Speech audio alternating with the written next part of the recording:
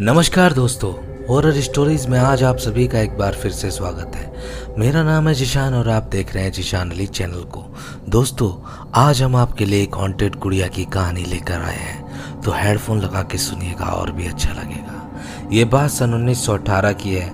एक सुजुकी नाम का एक लड़का था जो लगभग 17 साल का था। एक दिन वो एक मेले में गया और मेले में जाकर उसने एक डॉल देखी।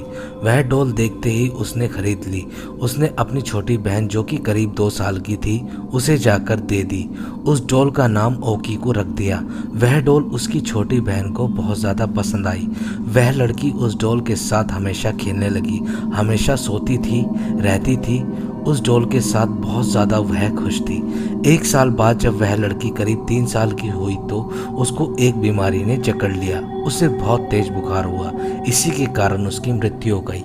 जापान की प्रथा के अनुसार जब कोई व्यक्ति मर जाता है तो उससे जुड़ी हुई चीज़ों को भी उसी के साथ दफना दिया जाता है, लेकिन ऐसा नहीं हुआ। उस डॉल को उसके साथ नहीं दफनाया गया, उस डॉल को उसी के कमरे में रख दिया गया। 1 साल बाद जब उस लड़की की माँ ने उस कमरे को खोला और उसकी डॉल को उसकी मेज पर पड़े हुए देखा, उस डॉल को देखकर वह हैरान रह गई। आखिर क्यों वह हैरान रह गई?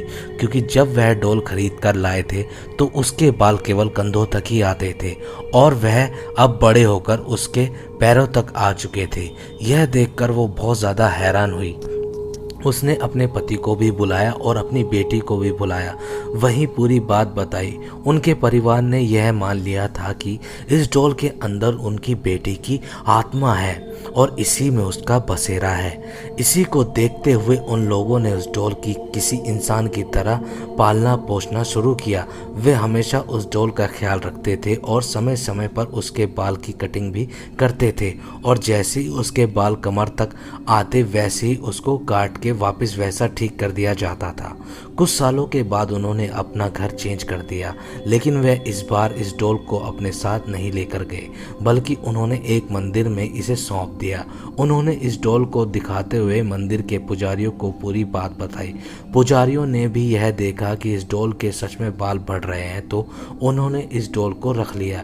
आज भी यह डॉल इवा मिजावा नाम के एक मंदिर में पाई जाती है, जहां इसे देखने के लिए दूर दूर से लोग आते हैं, और आज भी पुजारी इसके बाल की कटिंग वैसे ही करते हैं। तो आज की कहानी आपको कैसी लगी हमें कमेंट करके ज़रूर बताएं। कहानी पसंद आई हो तो हमारे चैनल को सब्सक्राइब करें। तब तक के लिए फिर मिलते एक नई कहानी में। शुभ रात्रि।